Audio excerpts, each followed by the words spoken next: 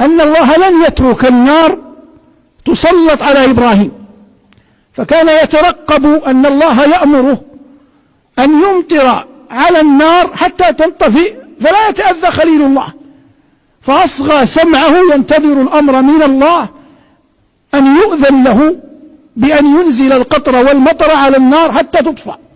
لكن كرامة إبراهيم عند ربه كانت أعظم. قال الله عز وجل: قلنا يا نار كوني بردا وسلاما على إبراهيم، من غير أن يدخل ملك القطر في الأمر. فلما خاطب الله النار وهي مخلوقة من مخلوقات الله تأتمر بأمره أصبحت لا تحرق، فقدت خاصيتها. قلنا يا نار كوني بردا وسلاما على إبراهيم. على من؟ على إبراهيم. غير إبراهيم تبقى نار، فأحرقت وثاقه، أحرقت وثاقه الذي في يده ووثاقه الذي في رجليه. لكن إبراهيم جسدا لم تتسلط عليه، من باب أولى لم تتسلط على روحه. قال قتادة وكعب رحمهما الله: بعد 7 أيام انتظروا النار تخبو والجمر ينتهي، فقدموا على النار وهم يظنونه سيجدونه حمما، فوجدوا خليل الله قائما يصلي.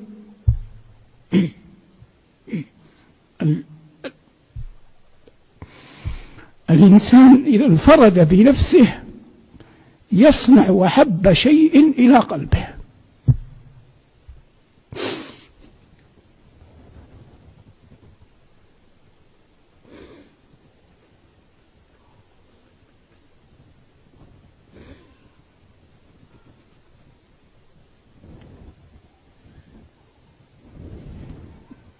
فلما كانت الصلاة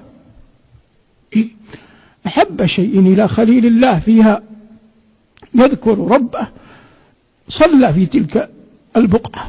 فلما خرج يمشي قيل إن أباه رآه فقال له: نعم الرب ربك يا إبراهيم، ومن توكل على الله كفاه.